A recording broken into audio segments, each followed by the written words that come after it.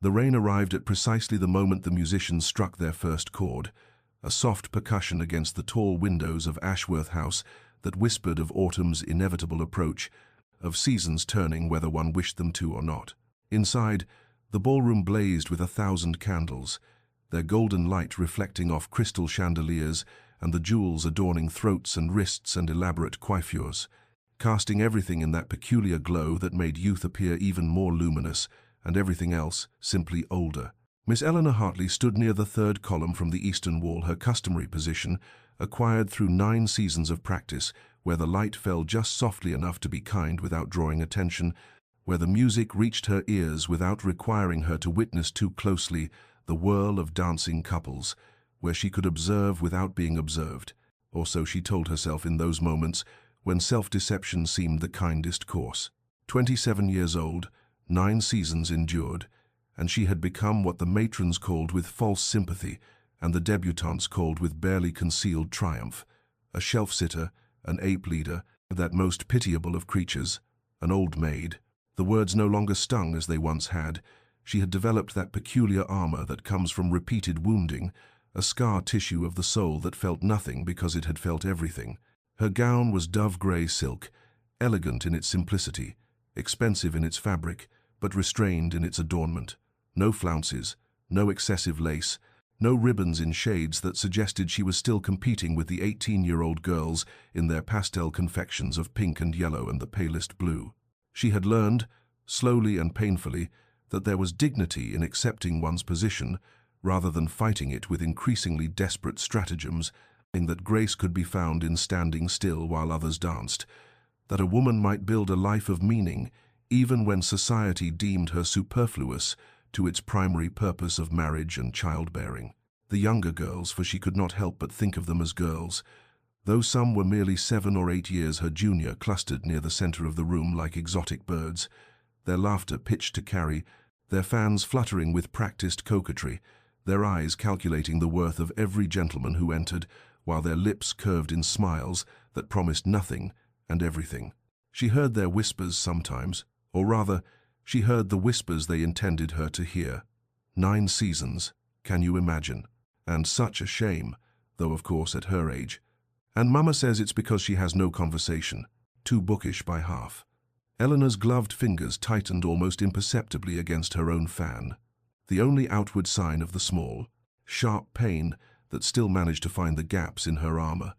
But her face remained serene, her posture perfect, her expression one of mild, polite interest in nothing in particular. Outside, the rain continued its gentle assault upon the windows, each drop a small defeat, each rivulet a tear the night wept for all the women who stood at the periphery of life's grand ball, watching and waiting and slowly learning not to hope. The Duke of Thorncliffe arrived without fanfare, yet the effect of his entrance was as dramatic as if trumpets had heralded his appearance,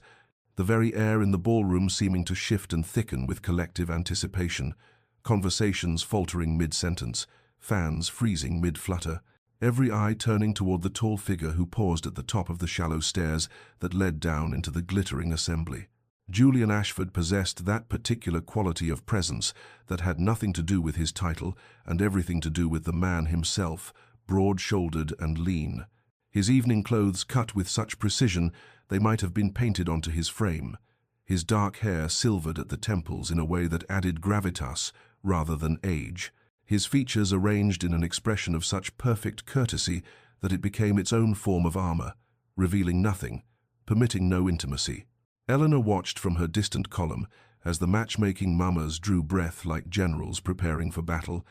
as the debutantes straightened their postures and brightened their smiles and angled themselves for optimal viewing,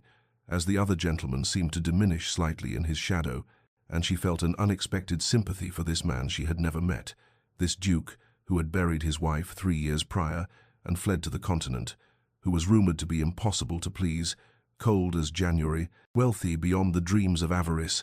and therefore the season's most coveted prize. His reputation preceded him in whispers that had circulated for weeks before his return. He had married once for duty to a baron's daughter of impeccable lineage and insufficient warmth, had produced an heir and a spare before his duchess succumbed to fever,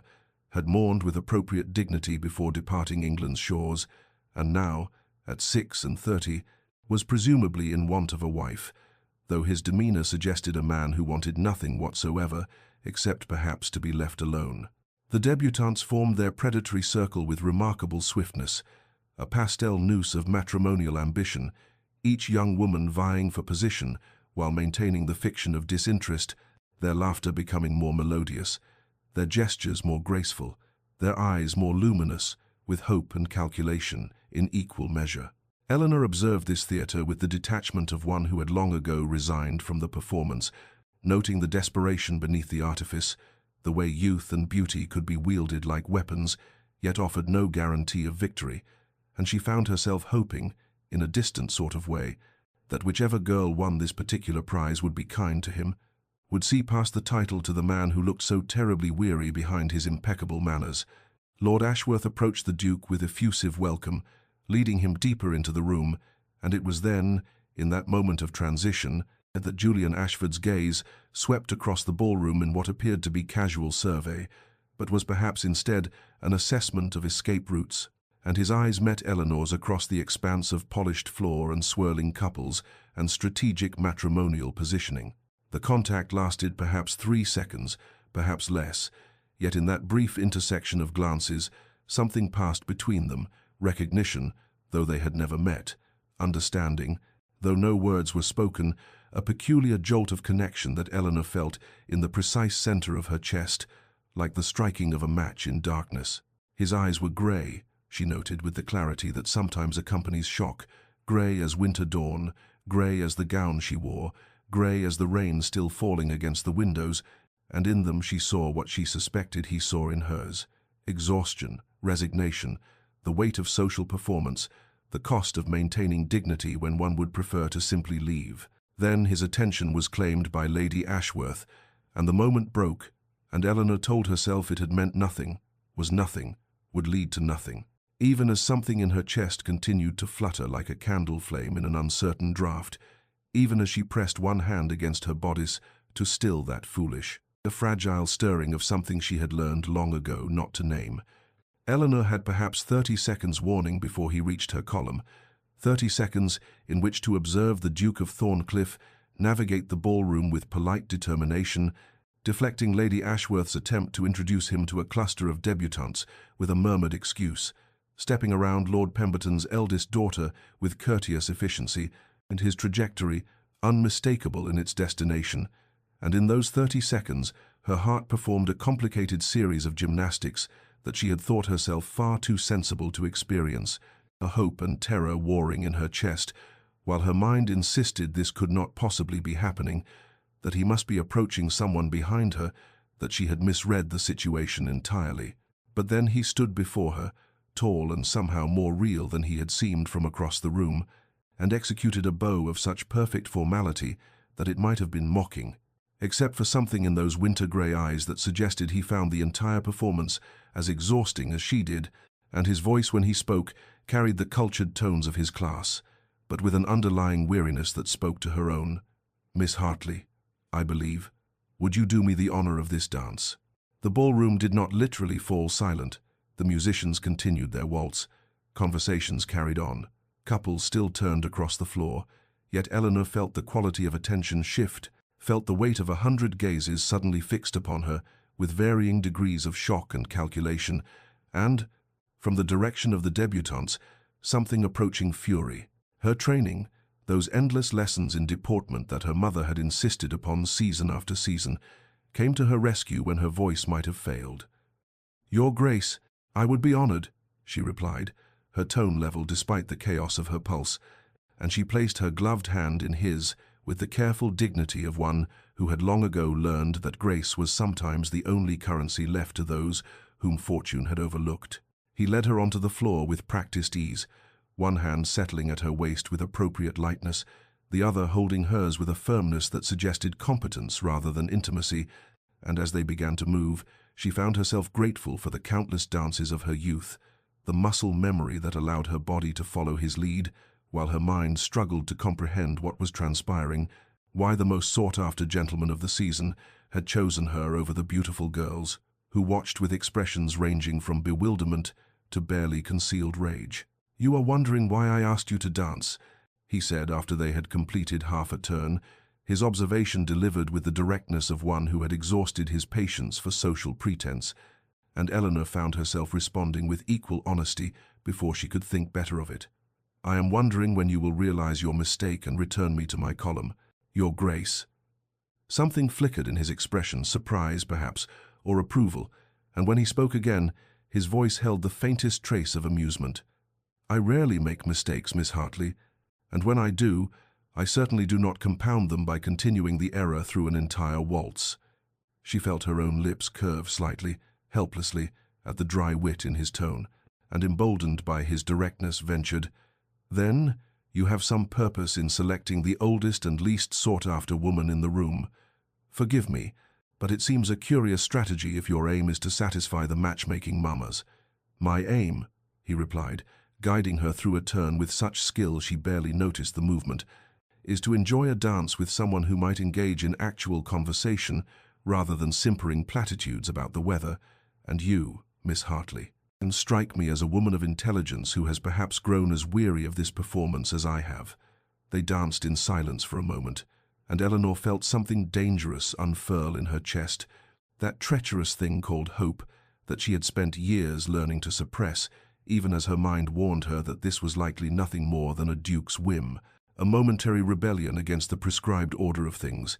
Yet when she met his eyes, she saw in them not pity or condescension, but something far more unsettling. Genuine interest, as though he saw her not as a failure of the marriage market, but as a person worthy of his attention. And she understood in that moment that whatever happened next, this dance had already altered something fundamental, and had cracked the careful armor she had built around her heart, leaving her vulnerable once again to the very pain she had learned to avoid. The morning after the Ashworth ball dawned grey and unremarkable, yet by the time Eleanor descended for breakfast, the world had somehow shifted on its axis. This shift made evident by the fact that her mother's drawing room, typically quiet during morning hours, was filled with no fewer than 7 callers by 11 o'clock, each of whom had ostensibly come to discuss the previous evening's entertainment, but whose true purpose revealed itself in their carefully barbed observations and sweetly venomous inquiries. Lady Cordelia Fairfax, acknowledged beauty of the season, with her golden ringlets and porcelain complexion, and eyes of such startling blue they seemed to demand admiration, led the assault with the precision of a general who had planned her campaign in advance, her voice carrying that particular tone of concern that was far more cutting than outright insult. "Dear Miss Hartley, how very unusual that the Duke singled you out for attention. One cannot help but wonder what stratagem you employed to capture his notice, though of course we all know you have such depths of experience in these matters, having attended so many seasons." The other young ladies tittered behind their fans while their mammas maintained expressions of polite interest that fooled no one, and Eleanor felt the familiar weight of social judgment settle across her shoulders like a cloak she had worn too many years, though she kept her own expression serene and her voice level as she replied,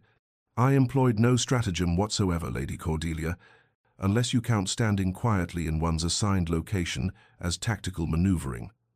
The barbs continued throughout the interminable visit observations about how desperate gentlemen sometimes made curious choices,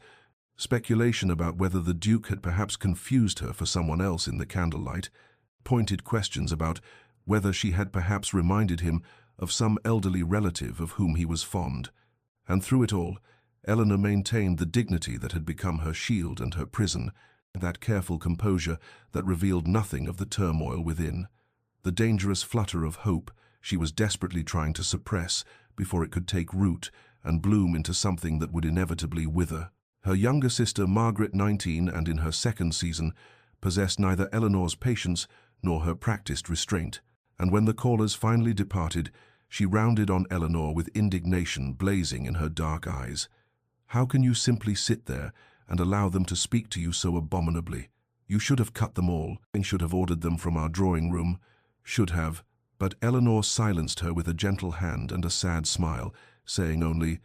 "They speak from fear, dearest, fear that what they have staked their entire worth upon youth and beauty and novelty might prove less valuable than they have been taught to believe, and one cannot truly blame them for their terror, even as one must endure its consequences. Their mother hovered between hope and caution, her hands twisting in her lap as she ventured, "But surely the Duke's attention must mean something. Eleanor, surely he would not have singled you out without some degree of interest." Yet Eleanor could not bear to see hope kindle in her mother's eyes when she had learned too well the pain of its extinguishing, and so she murmured something non-committal and retreated to her father's library, that sanctuary of leather-bound volumes and afternoon light, where she had spent so many hours of her 9 unsuccessful seasons, managing the household accounts her father's failing eyesight made difficult for him, reading philosophy and poetry, constructing a life of purpose beyond the marriage market that had so thoroughly rejected her. She had perhaps an hour of peace before their housekeeper appeared with a package that had just been delivered, and Eleanor's hands trembled slightly as she unwrapped the brown paper to reveal an arrangement of white roses, not the overblown hothouse blooms that spoke of vulgar expense, but delicate garden roses that suggested thoughtfulness and restraint, accompanied by a card that bore only the Duke of Thorncliffe's crest and a single line in elegant script. "Thank you for the most genuine conversation I have enjoyed in 3 years." And though Eleanor knew she should guard her heart, should recognize this might be merely a polite acknowledgement rather than a declaration of interest, she could not prevent the warmth that bloomed in her chest, even as she heard through the open window the whispers of passers-by who had undoubtedly witnessed the delivery and were already adding this detail to the growing mythology of the old maid, who had somehow, impossibly, captured a duke's attention. Eleanor had not intended to visit Hatchard's that particular Thursday afternoon, but her father had requested a specific volume on agricultural reform, and Margaret had needed an excuse to escape their mother's fretting about the Duke's continued silence in the 3 days since the flowers had arrived, and so the sisters found themselves among the crowded shelves of London's most fashionable lending library, where the scent of leather and paper and possibility hung in the air like incense. And it was there, in the philosophy section, where few young ladies of the ton ever ventured, that Eleanor rounded a corner with her arms full of books and nearly collided with Julian Ashford, Duke of Thorncliffe, who appeared equally surprised by the encounter, and yet also, and this she noticed with a flutter of something dangerous in her chest, genuinely pleased to see her, his winter-grey eyes warming with an expression that suggested her presence was a gift rather than an inconvenience. "Miss Hartley," he said, steadying the books she had nearly dropped, with reflexes that spoke of genuine concern rather than mere politeness. "I had not thought to find anyone else in this particular corner of the establishment. Most callers prefer the novels or poetry, I find, rather than Aristotle's ethics." And she could not help her smile as she replied, "I have always found that novels, while diverting, rarely provide practical guidance for the actual business of living. Your Grace, whereas the philosophers at least attempt to grapple with existence as it truly is, rather than as we might wish it to be."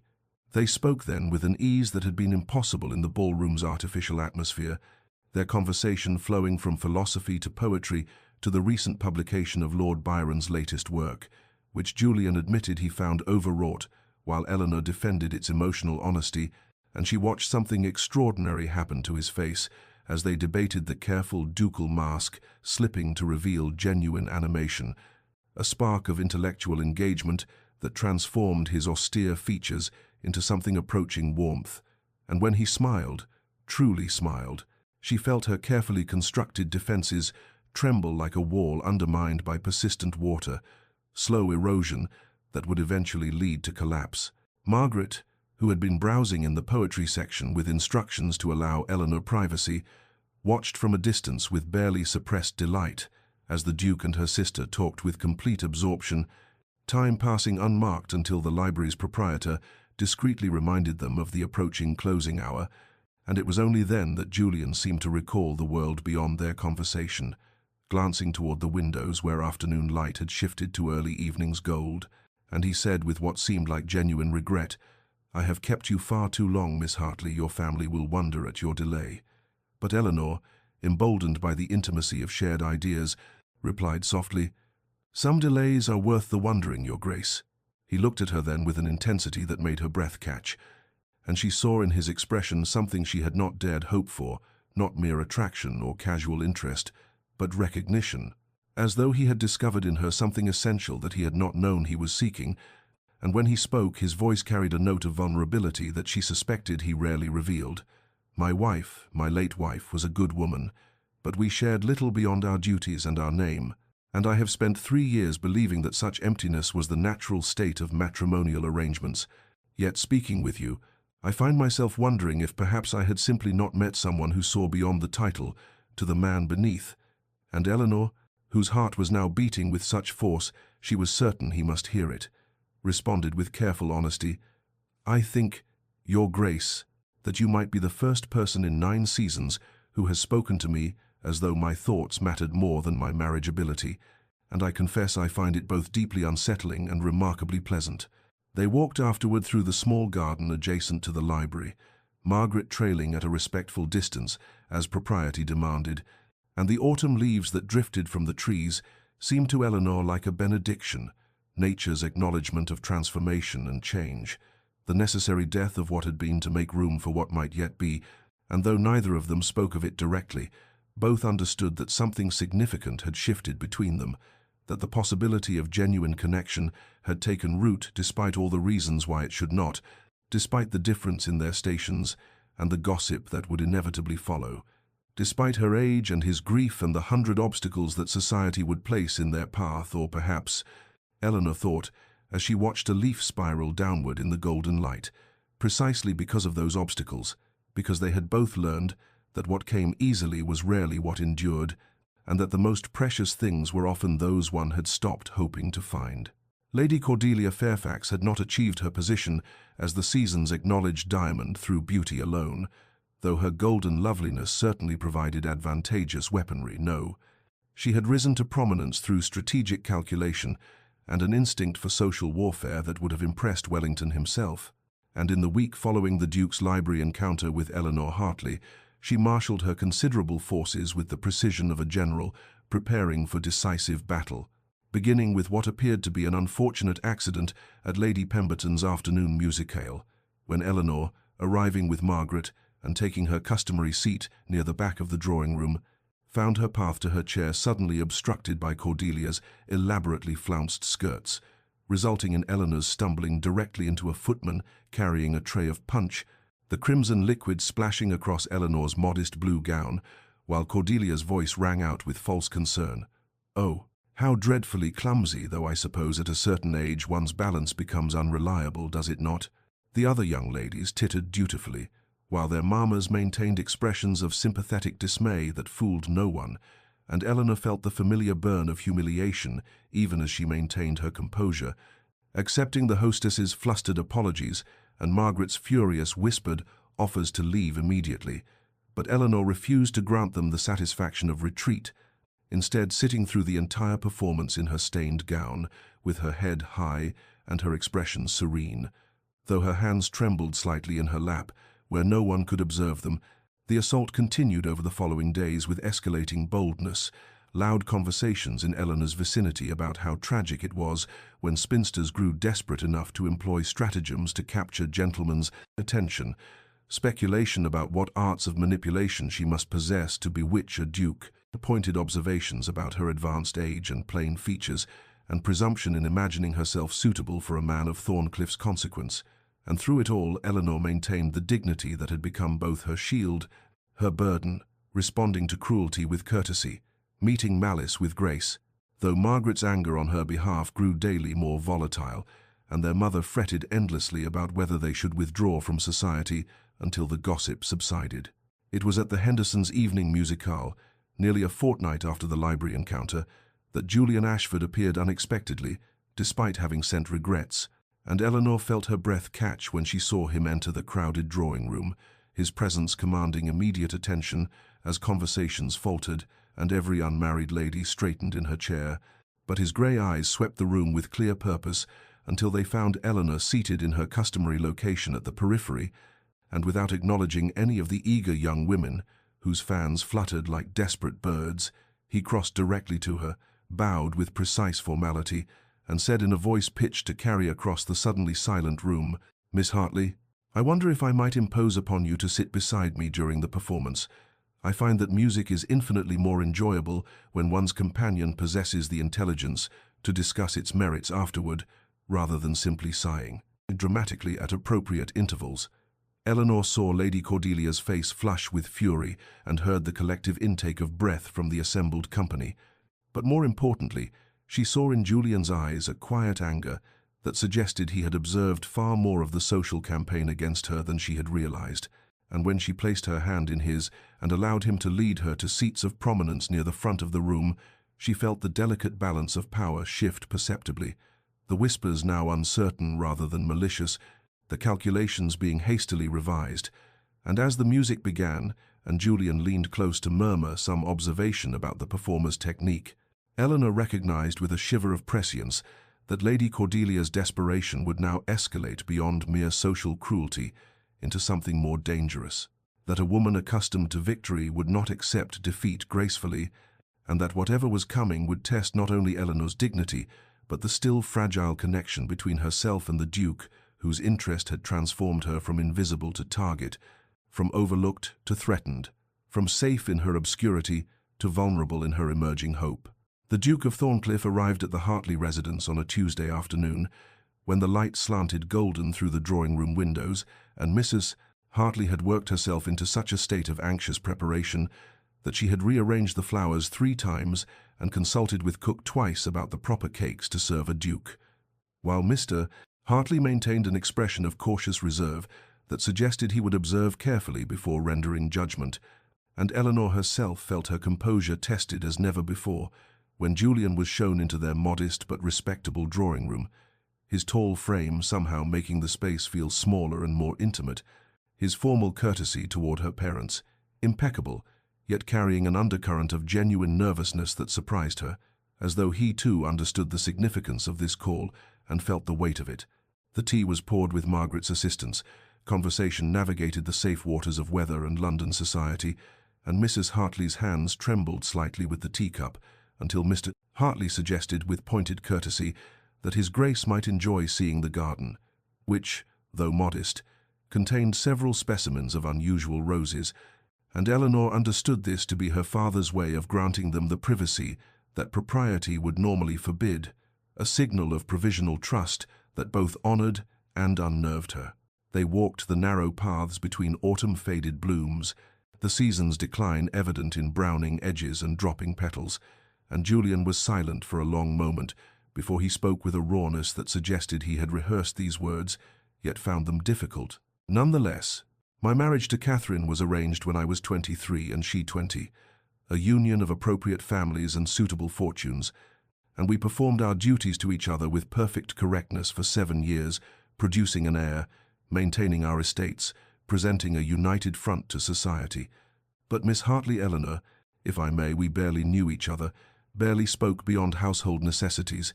and when she fell ill and died within a fortnight of fever, I felt grief for a life cut short, but also, God help me, a terrible relief at my freedom, and the guilt of that relief has haunted me ever since. Eleanor stopped walking and turned to face him fully, seeing in his expression a vulnerability that cost him dearly to reveal, and she responded with the honesty he had offered her. I do not think you should feel guilt for acknowledging truth. Your Grace, surely it is worse to pretend emotions one does not feel than to admit the limitations of an arrangement. Neither of you chose freely, and it seems to me that you honored her with your fidelity and respect, which is more than many husbands offer even wives they claim to love. He looked at her with something approaching wonder, and when he spoke again, his voice carried a note of discovery. Do you know what I find most remarkable about you, Eleanor? You are content, genuinely content with the life you have built, despite society's judgment of it, and that contentment draws me more powerfully than any desperate pursuit ever could, for I have spent 3 years surrounded by women who saw only my title and my wealth, who would have said anything, become anything, to secure the position of Duchess, but you alone seem to neither need nor particularly want what I offer, and yet your company is what I find myself craving above all else. Crumbler, Eleanor felt her careful defenses crumbling under the weight of his sincerity, and she admitted with quiet vulnerability, I confess that I am not quite so content as I have convinced myself to be. Your Grace, I stopped hoping for marriage years ago because hope had become too painful to sustain, because every season brought fresh disappointment, and I learned that survival required me to want less, to expect less, to build a life from what was available rather than what I desired. But you have disrupted that careful equilibrium and awakened hopes I thought I had successfully buried, which frankly terrifies me more than I can adequately express." They stood in the fading light, surrounded by dying roses,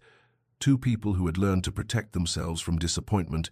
and Julian reached for her hand with careful deliberation, holding it gently as though it were something precious and fragile, and when he spoke, his words carried the weight of promise. "Then perhaps we might learn together to hope again, and to risk disappointment in pursuit of something genuine, for I find I am tired of safety and propriety, if they mean continuing to live only half a life." The weeks that followed unfolded like pages in a book Eleanor had never dared to read, each day adding another scene to a courtship that felt simultaneously impossible and inevitable. Drives through Hyde Park at the fashionable hour, when all of society could observe the Duke of Thorncliffe's unmistakable attention to Miss Eleanor Hartley, theatre performances where he secured a box and invited her family to join him, afternoon calls that stretched into early evening, as conversation ranged from politics to philosophy to literature, with an ease that made hours feel like moments, and through it all Eleanor felt the dangerous bloom of hope, spreading through her chest like warmth after bitter cold, though she tried desperately to maintain some measure of protective reserve, even as Julian's intentions grew increasingly transparent. It was an evening at Vauxhall Gardens, the pleasure grounds illuminated by thousands of lamps that turned the autumn night into something magical and otherworldly, and that Eleanor allowed herself to fully acknowledge what was building between them, for Julian had arranged a private supper box, and as they walked the lamplit paths afterward, he spoke with careful deliberation about the future, about his estates and the responsibilities he carried, about his desire not merely for a duchess to fulfill social obligations, but for a partner who would challenge his thinking and share in the work of managing his holdings. And Eleanor felt her heart beating so forcefully, she feared he must hear it as he continued. "I have spent 3 years in a sort of suspended existence, Miss Hartley, performing my duties but never truly living. And in these past weeks, you have awakened something in me I had thought permanently dormant. The desire not merely to survive each day, but to anticipate the next, to imagine a future that holds genuine contentment rather than mere obligation." Eleanor turned to face him in the lamplight, seeing in his expression an openness that suggested he was moments away from a declaration that would irrevocably alter both their lives, and she felt joy and terror in equal measure, the culmination of 9 years of disappointment, meeting the possibility of everything she had trained herself to stop wanting. But before Julian could continue his thought, a familiar voice cut through the magical atmosphere like a blade through silk. "Your Grace, what an extraordinary coincidence. I had no idea you would be here this evening, though of course everyone knows Vauxhall is simply crawling with the most common sort of people. Not at all the thing for someone of your distinction." Lady Cordelia Fairfax appeared on the path before them, as though conjured by malevolent magic, her beauty rendered almost sinister in the lamplight, and she was accompanied by her mother and 2 other young ladies, whose expressions suggested they had been thoroughly coached for this supposedly chance encounter.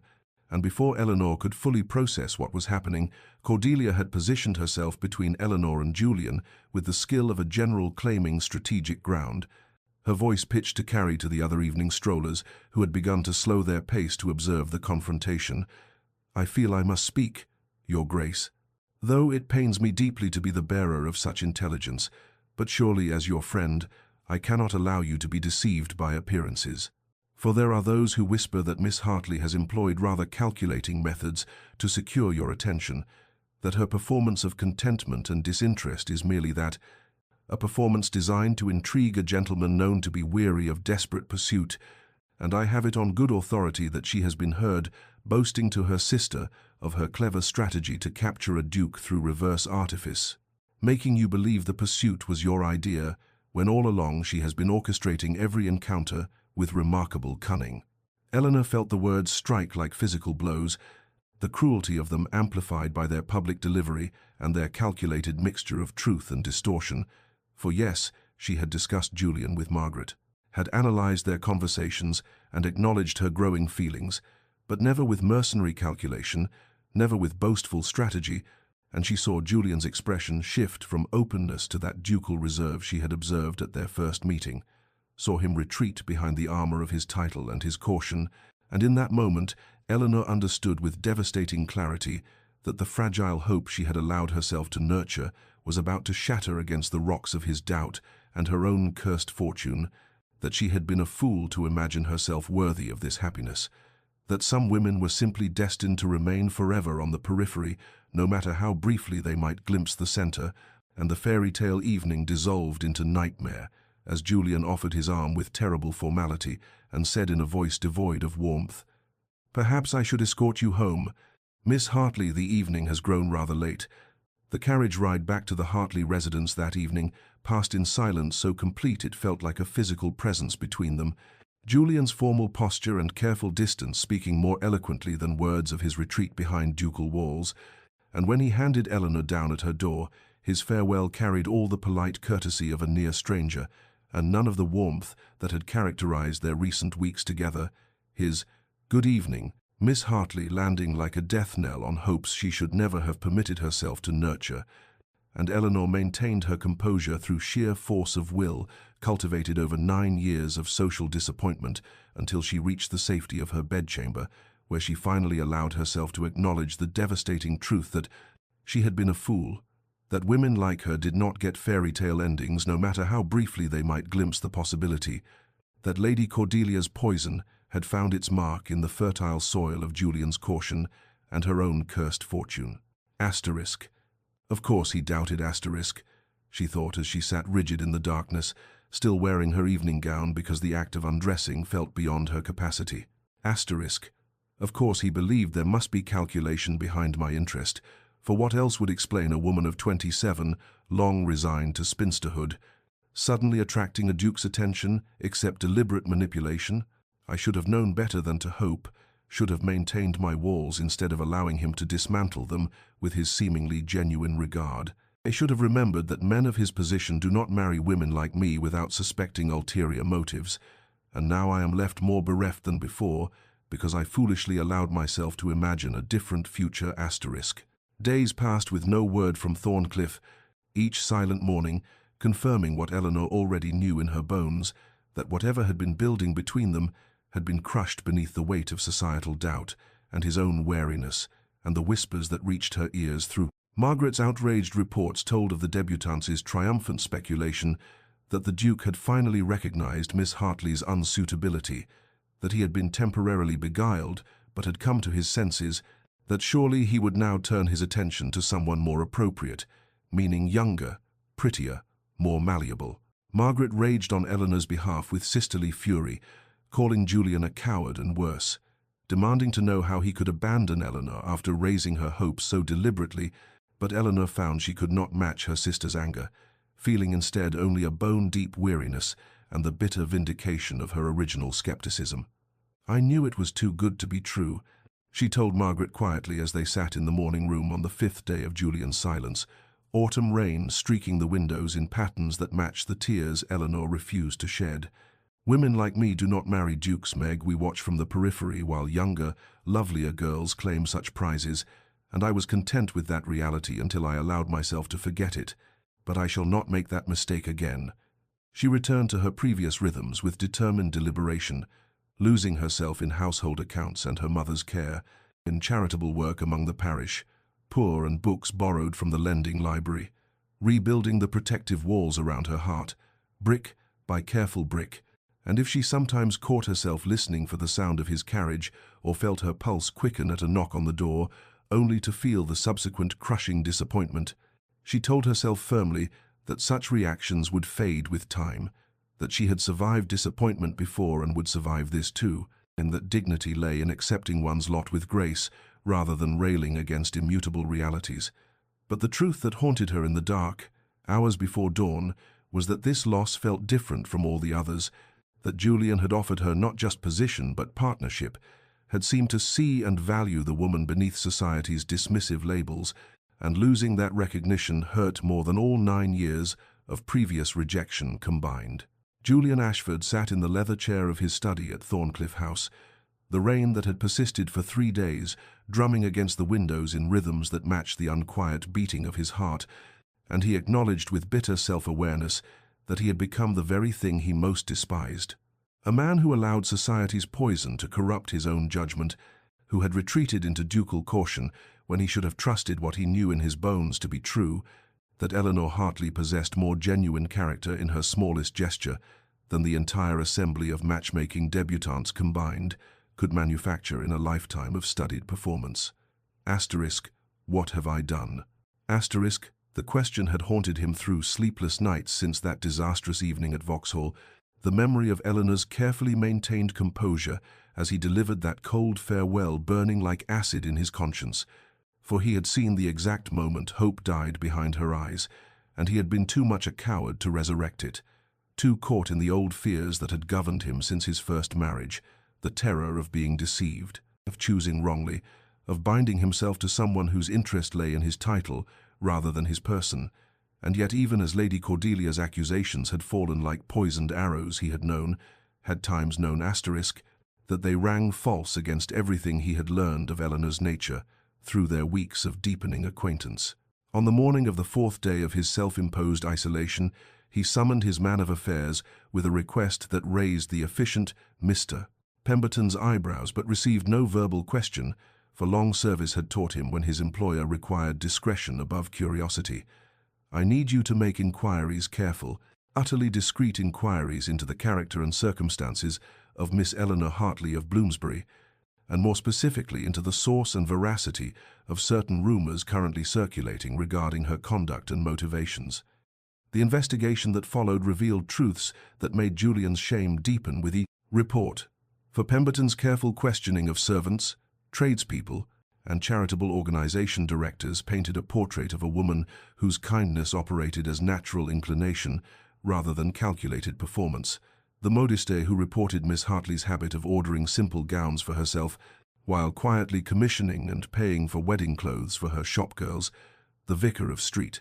Georges who spoke with genuine warmth of Eleanor's work among the parish poor and her remarkable ability to organize practical assistance without a trace of condescending charity. The bookshop owner who described her voracious reading and their long discussions of literature conducted with more insight than many university men could muster. And most damningly, the revelations about Lady Cordelia's orchestrated campaign of social destruction that had been observed by multiple witnesses but never checked because society preferred its cruelties wrapped in beautiful packages. Julian felt his anger building with each piece of intelligence, but the fury directed outward toward Lady Cordelia and her allies paled beside the rage he turned upon himself, for he had done to Eleanor exactly what society had done to him after his wife's death,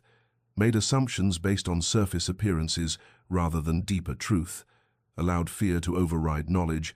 chosen protective caution over courageous trust, and in doing so, he had wounded someone who deserved nothing but reverence for the dignity with which she had faced years of unjust dismissal, and he knew with crystalline certainty that if he could not find a way to win back her regard, he would spend the rest of his days mourning not what might have been, but what he had deliberately destroyed through his own weakness and doubt. Julian Ashford arrived at the Fairfax ball on the 7th evening after his retreat with a purpose that burned cold and clear as winter starlight,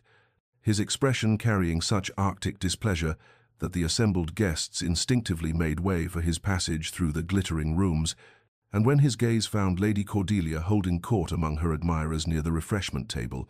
her triumphant smile faltered at whatever she read in his face. For dukes did not often attend minor social events, and his presence tonight carried the weight of deliberate intention rather than casual entertainment. He approached with the predatory grace that had made men wary of him in business negotiations,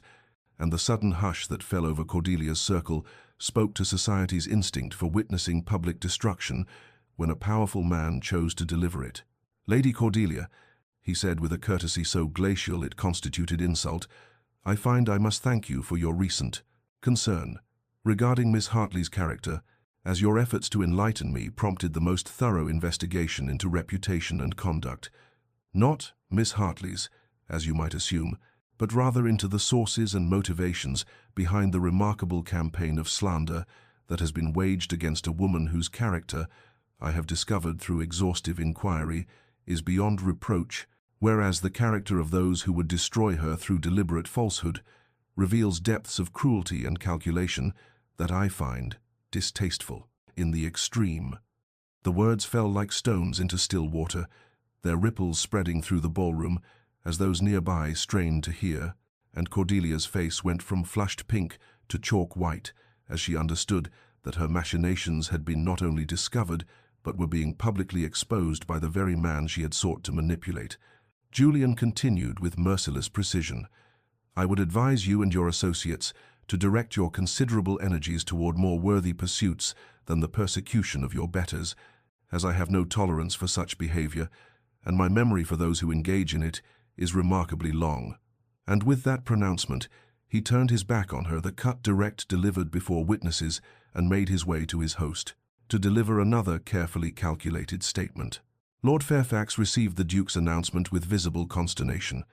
Julian would be withdrawing from London society for the foreseeable future to attend to pressing estate matters,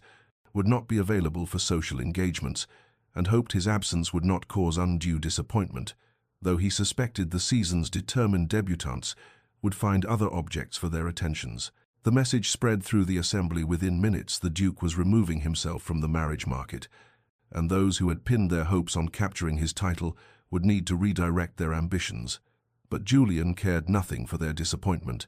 his mind already focused on the far more important and delicate task that awaited him.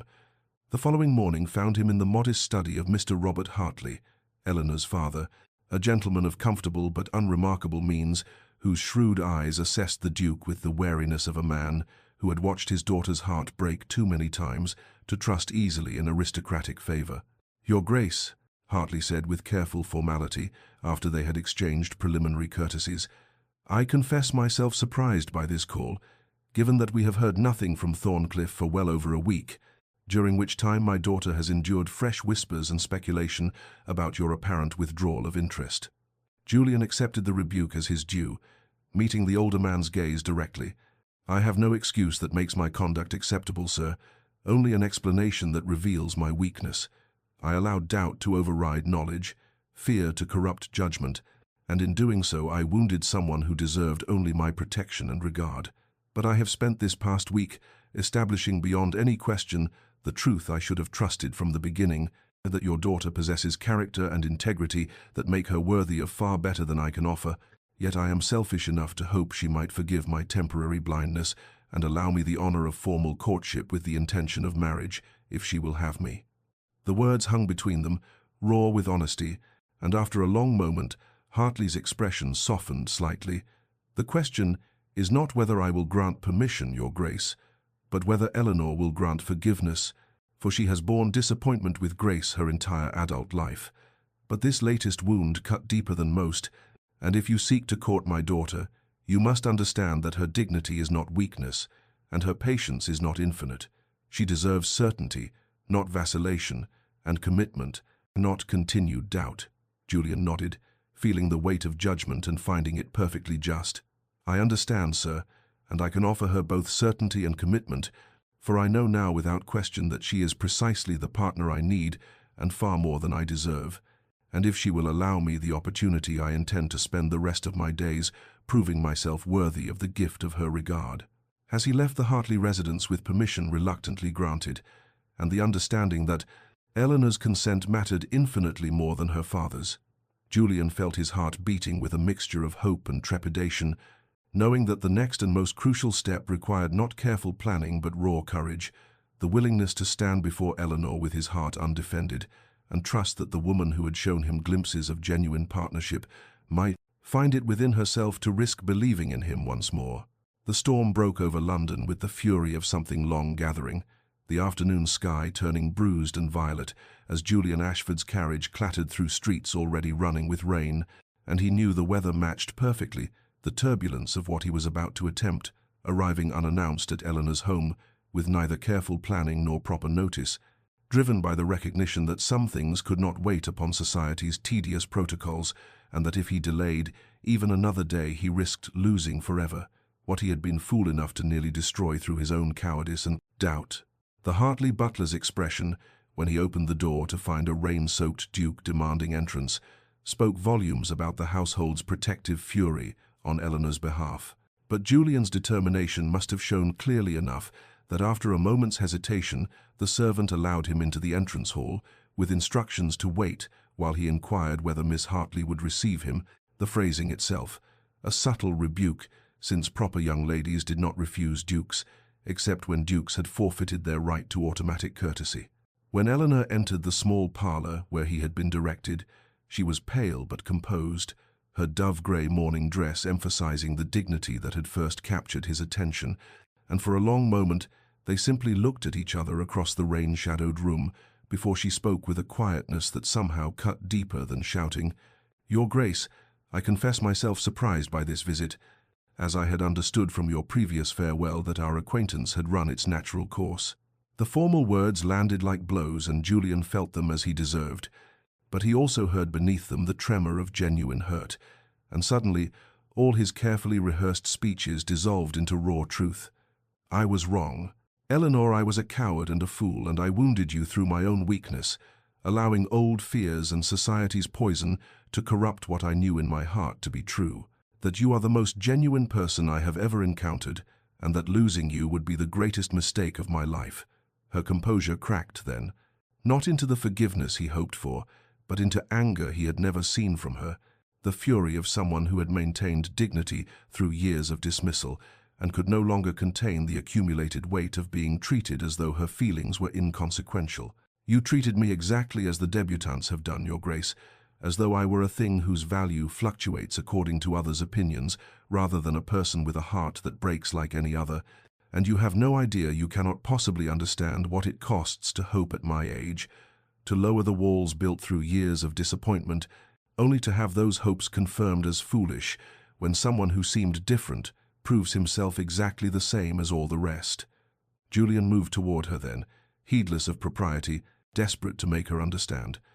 "You are absolutely right, and I have no defense except that I was terrified of choosing wrongly again, of binding myself to someone who wanted my title rather than my person, but the investigation I conducted these past weeks revealed only what I should have trusted from the beginning,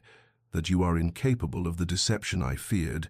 that every good thing I believed about you is true and more than true, and yes, you deserve far better than me, but I am selfish enough to ask anyway, to beg if necessary, and for another chance to prove that I can be worthy of your regard." Eleanor's eyes filled with tears that she had not shed during their separation, and years of controlled emotion finally breaching the careful walls she had built,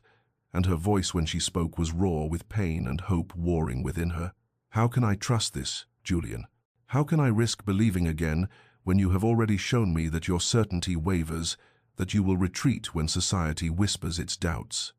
He closed the remaining distance between them, taking her hands in his with a gentleness that contradicted the intensity burning in his eyes. "Because I know now, with absolute clarity, that the only opinion that matters is my own judgment of your character, and that judgment is unshakable. You are brave and kind and brilliant and real, in a world of calculated performances, and I would rather face society's censure with you beside me than have its approval with anyone else."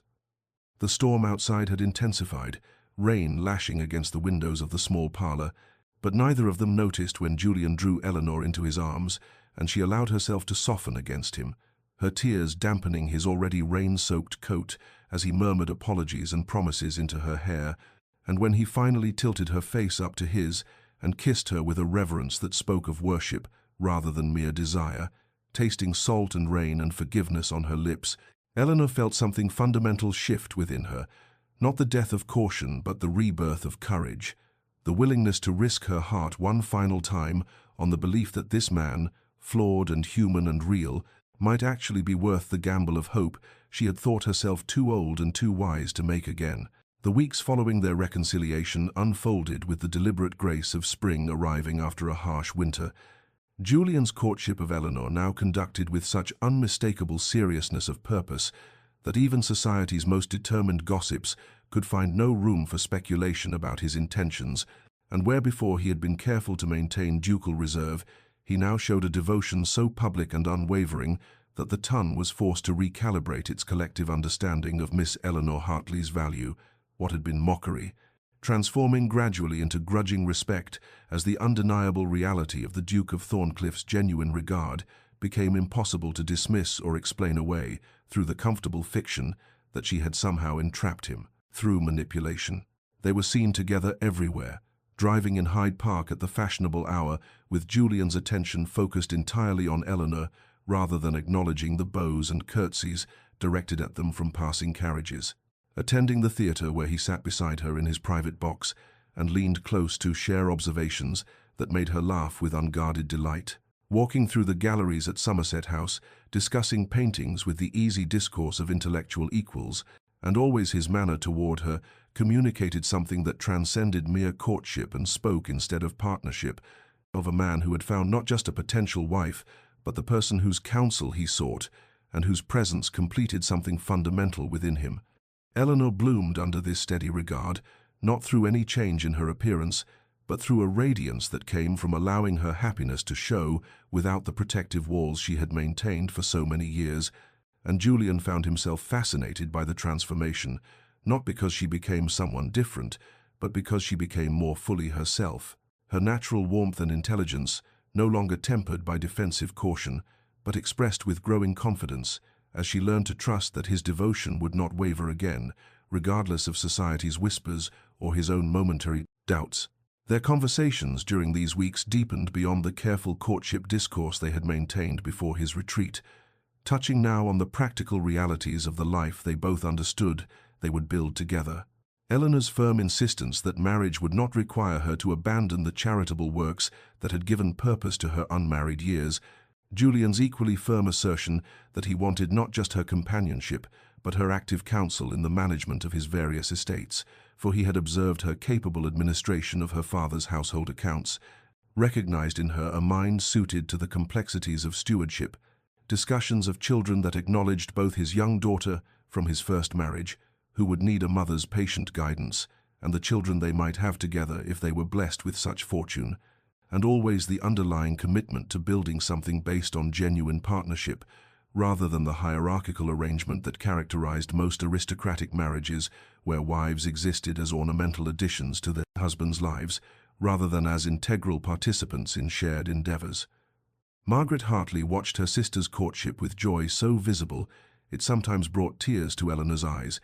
for her younger sister had been fierce in her defense during the dark weeks of Julian's absence, and her relief at Eleanor's happiness now manifested in enthusiastic participation in all the preparations and planning that accompanied a serious courtship, though both sisters were careful never to speak prematurely of outcomes not yet formally decided, even as everyone who observed the Duke and Eleanor together understood with perfect clarity that a proposal was not a question of if, but merely of when, and that when it came, it would represent not a surprising development, but rather the inevitable conclusion of a connection that had survived doubt and separation to emerge stronger and more certain than most courtships that proceeded along smoother paths, without the testing that revealed whether feeling could withstand the pressures that real life would inevitably bring. Julian chose the library for his proposal with deliberate intention, understanding that grand gestures in ballrooms or gardens might dazzle,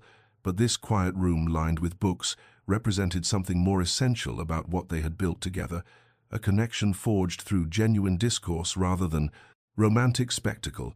through meeting of minds before meeting of hearts. And when he asked Eleanor to meet him there on a golden afternoon in late spring, she came with a knowing stillness that suggested she understood what was approaching, even as her carefully maintained composure revealed nothing of whether her answer would grant him the future he had come to desire, more than he had thought himself capable of wanting anything after years of emotional winter following his first wife's death. The afternoon light slanted through tall windows, illuminating dust motes that drifted like suspended snow, and Eleanor stood near the shelf where they had first truly conversed weeks ago, though it felt like both yesterday and a lifetime past, and Julian found himself momentarily unable to speak as he looked at her, not beautiful by society's narrow standards, but possessing something infinitely more valuable,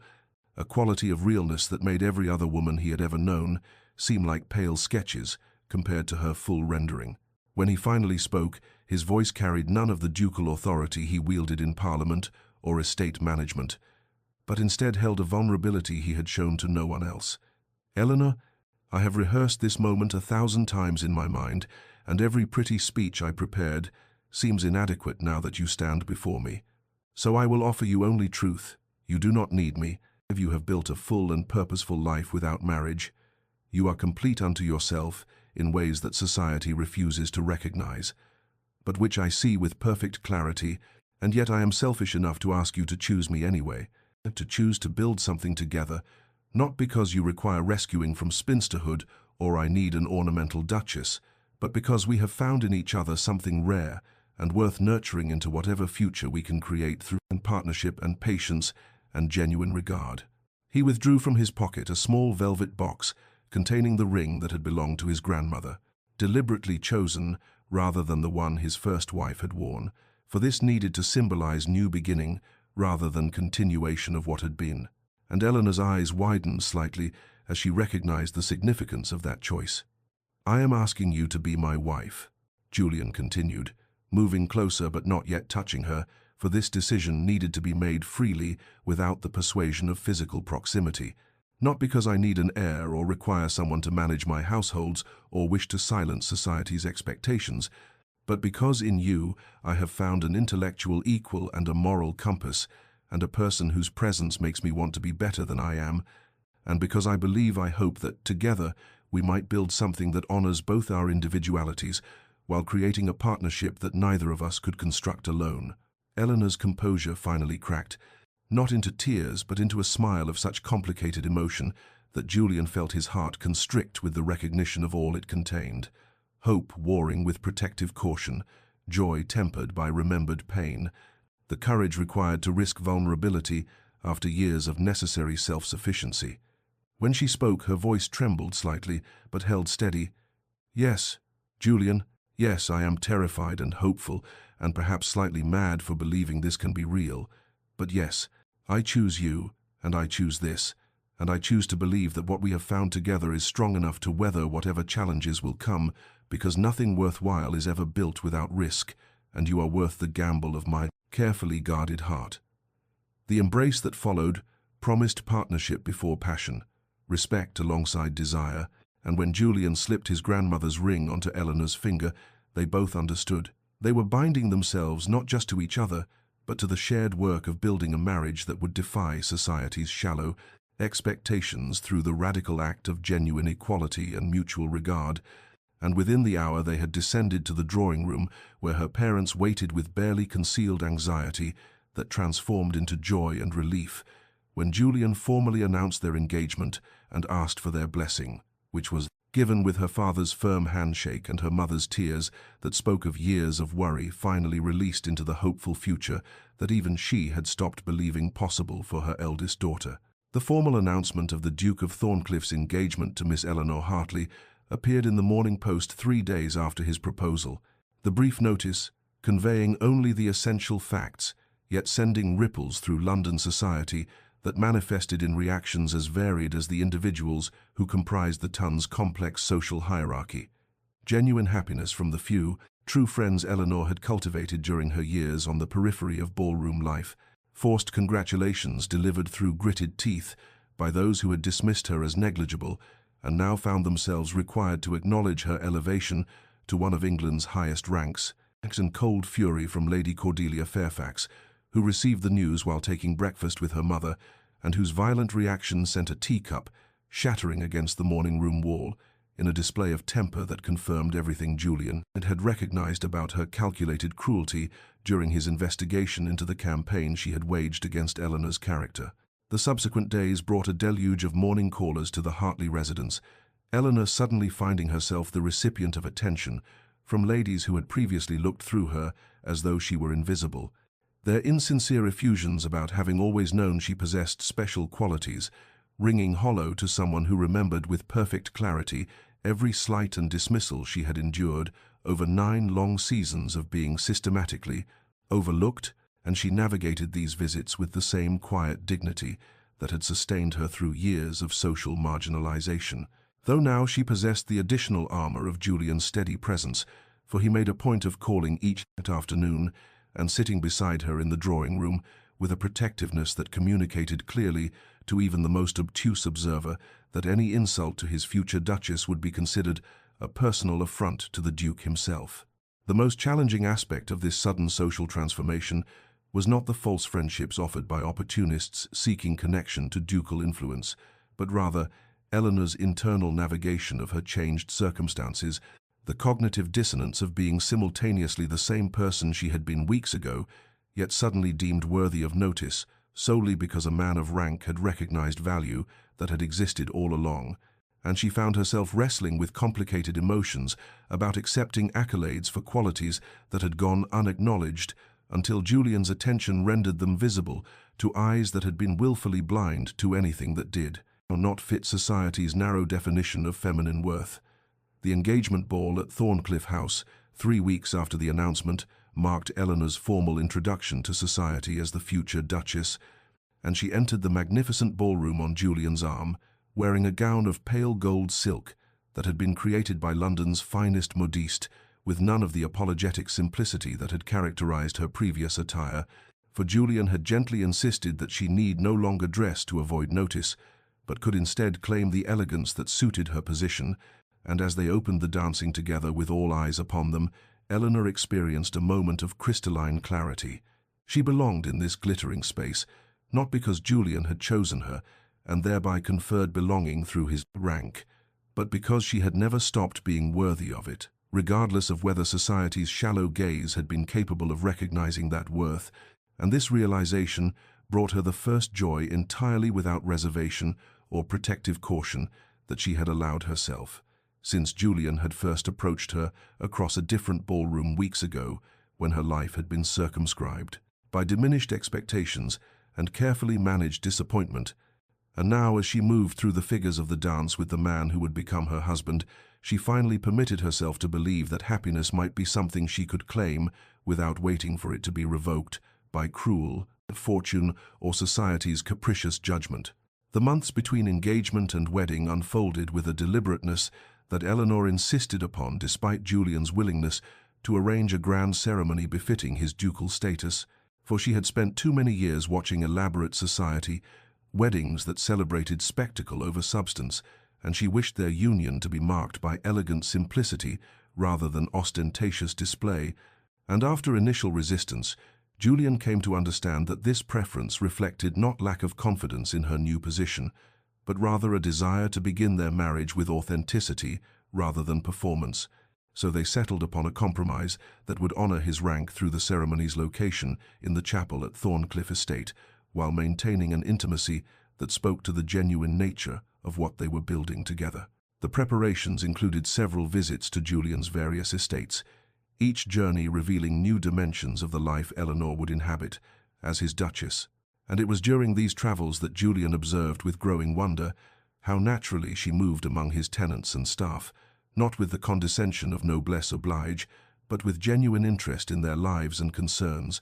asking questions that revealed her quick understanding of estate management complexities and offering observations that demonstrated an intuitive grasp of the human dynamics that determined whether communities thrived or merely survived, and he found himself consulting her perspective on matters he had previously managed alone, discovering that her years of running her parents' modest household had equipped her with practical wisdom that complemented his formal education in ways that made their partnership stronger than either could be individually. The most delicate aspect of these preparatory months involved Eleanor's developing relationship with Julian's daughter, Catherine, a solemn child of 6 who had barely known her mother and now regarded this new woman in her father's life with wary uncertainty that Eleanor recognized as requiring patience rather than forced affection. So she approached the little girl with the same respect she wished society had granted her during her years of dismissal, never demanding embraces or protestations of love, but instead offering quiet companionship during afternoon walks through Thorncliffe's gardens and gentle conversations about the books Catherine was learning to read. And slowly, incrementally, the child's reserve began to thaw in the presence of someone who treated her as a person worthy of consideration rather than an obligation to be managed. During quiet evenings when Eleanor and Julian sat together planning their future, they spoke with careful honesty about his first marriage, neither avoiding the topic nor allowing it to cast shadows over what they were creating, for Julian understood that honoring the past did not require being imprisoned by it, and Eleanor possessed enough security in what they shared to acknowledge that his late wife had been a real person who deserved respectful memory even as they built something entirely new together. And in these conversations they discussed the family. They might create children who would grow up witnessing a partnership between parents rather than merely cordial arrangement, a household that valued character over social performance, a legacy that extended beyond title and wealth to encompass the harder work of building genuine connection and moral purpose. And as autumn began to paint the countryside in shades of amber and gold, they both felt the approaching wedding not as an ending to courtship, but as the formal beginning of a life they had been constructing through accumulated small moments of trust and vulnerability, and choosing to believe that love, which grew slowly from friendship and respect, might prove more durable than passion that flared bright and burned quickly away. The wedding took place on an October afternoon when autumn had reached its fullest glory, and Thorncliffe Estate lay bathed in golden light that seemed to bless the union with nature's own benediction. The chapel's ancient stones warm beneath sunshine that streamed through stained glass windows to paint the gathered witnesses in jeweled hues of amber and crimson and sapphire, and Eleanor moved down the aisle on her father's arm, wearing a gown of elegant ivory silk that had been fashioned without the fussy embellishments meant to disguise age or create illusions of youth, for she no longer sought to apologize for her 27 years, but instead claimed them as evidence of the character and resilience that had brought her to this moment, and the confidence that radiated from her as she approached Julian, waiting at the altar, rendered her magnificent in ways that had nothing to do with conventional beauty, and everything to do with a woman who had finally allowed herself to believe in her own worth regardless of society's belated recognition of it. Julian watched his bride approach with an expression of such unguarded emotion that several guests who had known him during his cold years of mourning found themselves unexpectedly moved by the transformation visible in a man who had seemed permanently encased in ducal reserve. And when Eleanor reached his side and placed her hand in his, the rightness of their joining seemed to settle over the chapel like a palpable blessing, and the vows they exchanged carried weight beyond the traditional words. For Julian had insisted on adding his own promises that spoke of partnership and respect, and choosing her not just in this moment, but in every moment to come, his voice steady but threaded with feeling as he pledged before God and these witnesses to honor the woman she was, rather than attempting to shape her into some imagined ideal, and Eleanor's own vows trembled with the vulnerability of someone who had guarded her heart for so long that its full opening required courage she had not known she possessed until this man had proven himself worthy of the risk. Margaret stood as her sister's attendant, her face wet with happy tears that reflected the journey they had both traveled from that first ball where Eleanor had stood in dove-grey silk, accepting her invisibility to this moment of transformation, and when the vicar pronounced Julian and Eleanor husband and wife, and the Duke of Thorncliffe kissed his new duchess with tender reverence, the assembled guests erupted in applause that acknowledged not just the union of two people, but the triumph of substance over superficiality. And as the newly married couple processed back down the aisle together, Eleanor caught sight of several young women sitting quietly at the edges of the congregation wallflowers, who had likely attended, hoping to witness the impossible becoming possible, and she smiled at them with a warmth that conveyed understanding and encouragement, a silent message that their time would come if they could maintain faith in their own value through the years of being overlooked. The wedding breakfast that followed offered celebration without ostentation, the intimate gathering of family and true friends sharing in joy that felt earned rather than merely performed, and during a quiet moment when Julian drew Eleanor away from the festivities to a windowed alcove overlooking the gardens, they stood together, acknowledging without words the improbable path that had led from that first dance to this beginning, and as their carriage departed for the wedding journey that would take them through the Lake District, the guests who remained behind spoke in tones of admiration, rather than the mockery that had once accompanied Eleanor's name, the whispers now celebrating a love story that had unfolded according to its own timing rather than society's arbitrary schedule, proving that the best things sometimes come to those who wait with dignity intact and hope carefully preserved against the day when it might finally be warranted. Their wedding night unfolded with a tenderness that neither had anticipated fully, for Eleanor had spent years imagining herself permanently excluded from such intimacies, and Julian had known only duty in his first marriage. Yet here, in the candlelit chamber of the Lake District Inn, where they had stopped for their first night as husband and wife,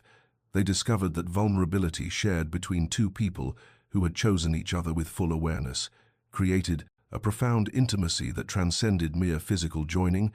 And as Julian helped Eleanor from her traveling dress with hands that trembled slightly, despite his aristocratic composure, she found herself unafraid, because this man had proven himself worthy of her trust through months of patient courtship that honored her intelligence and character rather than simply pursuing her person. And when he paused to cup her face in his palms and ask with quiet earnestness if she was certain, if she wished to proceed, giving her permission to set their pace even now, she felt tears gather at the corners of her eyes, because no one in her 27 years had ever granted her such agency in matters that concerned her own body and heart. And she answered him not with words, but by reaching up to loosen his cravat with fingers that gained confidence as she proceeded, and what passed between them in the hours that followed was neither the awkward fumbling of complete innocence nor the practiced efficiency of routine, but rather the gradual discovery of how two people might learn each other's desires and boundaries through attention and care and the willingness to be uncertain together, building pleasure from patience rather than demanding it, arrive fully formed. The weeks that followed carried them through the Lake District's misty valleys and then southward toward Italy, where autumn yielded to a gentler season, and they wandered through Florence's galleries and Venice's winding canals, discovering joy neither had believed themselves capable of experiencing,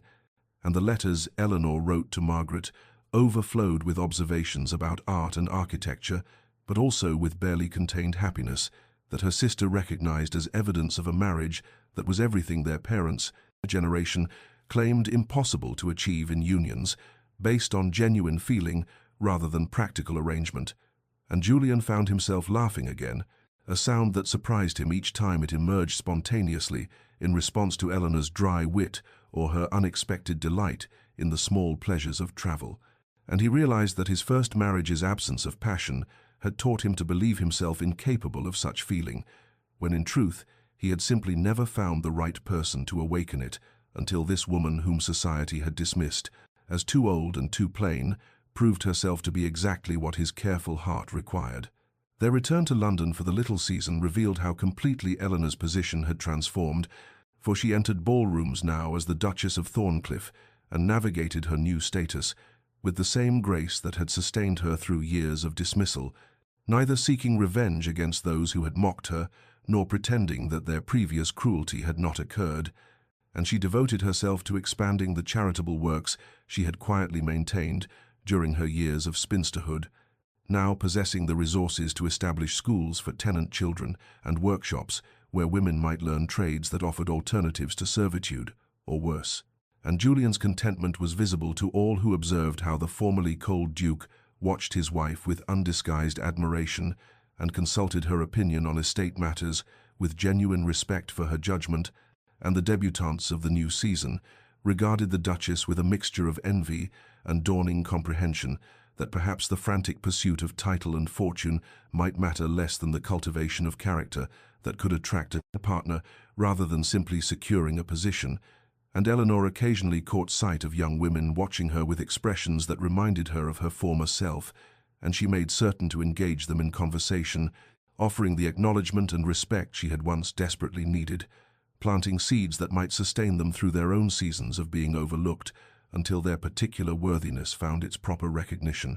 2 years had passed since Eleanor Hartley became the Duchess of Thorncliffe, and on an April evening when the London season had reached its glittering height, she found herself once again at the Ashworth Ball, where her extraordinary journey had begun, though now she entered through the main receiving line on her husband's arm, rather than slipping quietly through side doors, hoping to avoid notice. And as they descended the marble staircase into the ballroom, she experienced a moment of profound vertigo at the completeness of the circle her life had traced. For the same chandeliers cast their golden light over the same polished floors where she had once stood in dove-grey silk, accepting her invisibility. Yet everything had transformed not through any alteration in the physical space, but through the complete revolution of her position within it. And she wore emerald silk tonight that complimented rather than apologized for her 29 years, and moved with the quiet confidence of a woman who had finally internalized what Julian had recognized from the beginning, that her worth had never depended on society's recognition of it, but had existed all along, waiting only for her own acceptance and the right person's appreciation. Yet despite the security of her position, Eleanor found her gaze drawn not to the swirl of dancers at the ballroom's center, but to its periphery, where she spotted a young woman of perhaps 23, sitting with rigid dignity in a chair against the wall, her gown a serviceable blue rather than the fashionable pastels favored by wealthier debutantes. And Eleanor recognized in the woman's carefully composed expression the same protective armor she herself had once worn, the same determination to maintain dignity while being systematically overlooked, and without conscious decision, she found herself moving toward that quiet corner, aware of Julian's understanding. Squeeze of her hand before he released her to circulate among the gentlemen, and when Eleanor approached the young woman and introduced herself by name rather than title, the surprise that flickered across those guarded features reminded her viscerally of how rare it was for women of rank to acknowledge those society had deemed unimportant, and she settled into the adjacent chair and asked with genuine interest about the woman's reading preferences, her thoughts on the art exhibition currently drawing crowds, her opinions on matters of substance rather than the empty pleasantries usually offered to wallflowers. And as their conversation deepened, Eleanor noticed several other young women watching with expressions of tentative hope, and she made mental note to ensure each of them received similar attention before the evening ended, for she understood now that her position carried responsibilities beyond managing estates and hosting political dinners. It offered the opportunity to extend to others the recognition and respect that might sustain them through their own seasons of being dismissed until their particular worthiness found its proper audience. Julian watched his wife from across the ballroom with an expression of such open adoration that several gentlemen teased him about his continued honeymoon behavior, despite 2 years of marriage, and he accepted their ribbing with good humor because he felt no embarrassment about his devotion to Eleanor, whose intelligence and compassion had proven themselves essential to both his happiness and his effectiveness as a landowner, for she had transformed Thorncliffe's management through innovations in tenant welfare and education that had increased both productivity and loyalty, and her counsel on matters ranging from agricultural improvements to political positioning had demonstrated a strategic mind that matched his own, and when she caught his eye across the room and placed a subtle hand on her still flat abdomen in the private signal they had developed to share the secret they had confirmed. Only that morning that she carried their first child, his joy was so complete and unexpected that he found himself blinking against moisture that a duke was not supposed to display in public, and he moved toward her with purpose that had nothing to do with duty and everything to do with the profound need to be near the woman who had taught him that the best things in life came not from pursuing what society deemed valuable and from recognizing worth that others overlooked. And when he reached her side and she introduced him to Miss Patricia Winters, a vicar's daughter in her 4th unsuccessful season, he engaged the young woman with the same respectful attention he offered to peers and politicians, following Eleanor's example in demonstrating through action that character mattered more than circumstance. And as the evening progressed and they moved through the ballroom together, stopping frequently to include those whom others ignored, they created ripples of inclusion that would not change society overnight, but planted seeds of different values in soil that might eventually prove fertile. And in the carriage ride home through London's lamp-lit streets, Julian held Eleanor's hand and spoke quietly about his hopes for their child and his gratitude for the life they had built together, a partnership that had exceeded anything his younger self had imagined possible, and proved that the best marriages were not those arranged by parents or driven by desperation, but those that grew from genuine recognition of another person's full humanity. And Eleanor leaned against his shoulder, feeling the deep contentment that came from knowing herself fully seen and valued, not despite her years and her independence, but because of them, the proof that dignity maintained and hope carefully preserved could indeed be rewarded when the right person finally appeared.